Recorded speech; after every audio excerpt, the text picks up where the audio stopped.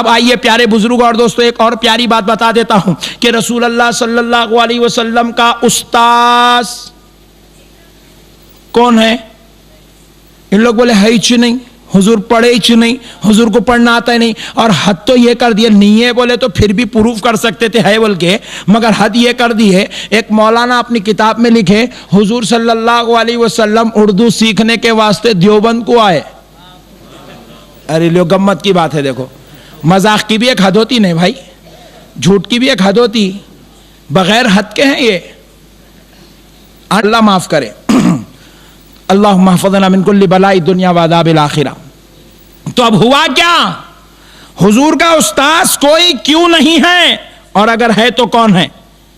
پیارے بزرگ اور دوستو دیکھو، اب اگر میں استاذ بن جاؤں کرناٹک کے چیف منسٹر کا، اختیار ہے، یوٹیوب پہ بھی ڈالے تو کچھ بھی نہیں ہوتا، مثال دینے کے لیے بولا جا سکتا ہے، تو سوچے پیارے دوستو اگر میں کرناٹک کے چیف منسٹر کا استاذ بن گیا تو میری کیا پوزیشن رہتی؟ ذرا سوچو آپ، میں اکڑنا نہیں بھی چاہوں تو اکڑ جاتا ہوں، نہیں جو ملا اس کو پیٹ تھپک کے بولتا یہ پٹھا اپنا ہے، بولے ارے صاحب چیف منسٹر، ارے کچھ بھی ہوں گا جی، اپنا پٹھا ہے، شاگرد ہے، بولے ہمارا شاگرد ہے۔ بات سمجھ میں آئی؟ نہیں اکڑنا چاہوں گا تو بھی اکڑ جاؤں گا، کیونکہ میرا شاگرد چیف منسٹر بن گیا، کیا معمولی بات ہے بھائی؟ اگر نعوذ باللہ رسول اللہ کا کوئی استاذ ہوتا، سوچو اس کے اکڑنے کا عالم کیا ہوتا تھا ہوگا؟ چاند کے دو ٹکڑے ہوتا ہوا دیکھ لیا تو استاذ بولیں گا یہ تو میں سکھایا سو ہوں۔ بات سمجھ میں آئی دوستو؟ بات سمجھ میں آ گئی؟ رسول اللہ ہاتھ اٹھا دیے، سورج پلٹ کے آ گیا، پیچھے سے استاد اپنی دکان چلا رہے، بولے وہ دعا میں سکھایا تھا۔ بات سمجھ میں آ گئی؟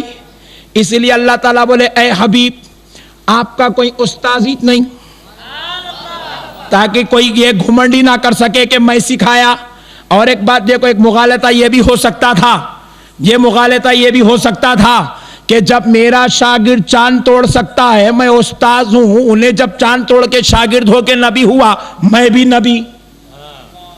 نبوت کے اندر اختلاف ہو سکتا تھا، نبوت میں جھگڑے پیدا ہو سکتے تھے، نبوت میں شر پیدا ہو سکتا تھا، اس لیے اللہ نے کہا ہے پیارے مصطفیٰ ہم نے آپ کو بے عیب بنایا ہے اور نبوت میں اختلاف ہم کو پسند نہیں ہے، لہٰذا اے حبیب آپ کا کوئی استاذ ہی نہیں ہوگا۔ تو پھر اب پیارے دوستو سوال یہ پیدا ہوا، کسی نہ کسی کو کچھ نہ کچھ سیکھنے کے لیے کچھ نہ کچھ ہونا ضروری ہے۔ اے اللہ انسانوں میں سے آپ نے کسی انسان کو نبی کا استاذ نہیں بنایا۔ ایک صاحب بڑے شریر مزاج کے تھے، تھوڑا آواز بڑھا دے میرے اس مائک کو، تھوڑا شریر مزاج کے تھے، بولے نہیں استاد ہے مگر انسانوں میں سے نہیں، بولے فرشتوں میں سے۔ ہم پوچھے کون ہے؟ بولے جبریل علیہ السلام۔ اچھا انہوں مل گئے، اب کچھ بھی نہیں بنا تو جبریل تو مل جاتے لوگوں کو۔ ہم پوچھے میاں جبریل کیا حساب سے استاذ ہے؟ بولے جبریل اس حساب سے استاذ ہے کہ وہ رسول اللہ صلی اللہ علیہ وسلم کو پڑھنا سکھائے۔ میں بولا بہت اچھی بات ہے ماشاءاللہ، جبریل علیہ السلام پڑھنا سکھائے۔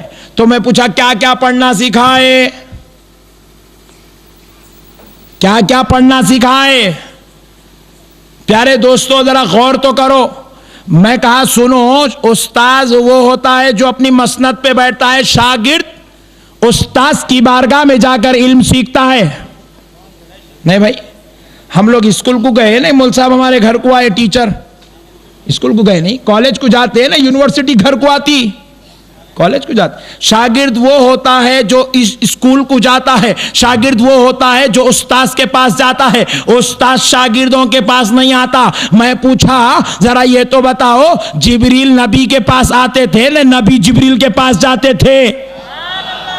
تو بولے جبریل نبی کے پاس آتے تھے۔ تو میں پوچھا نادان تو ہولا ہے، تجھے نہیں معلوم آتے تھے تو کیا ایسا ہی 3-4 بار 6-8 بار آئے تھے؟ ذرا آنے کا انداز بھی تو دیکھ لے، آنے کی تعداد بھی تو دیکھ لے۔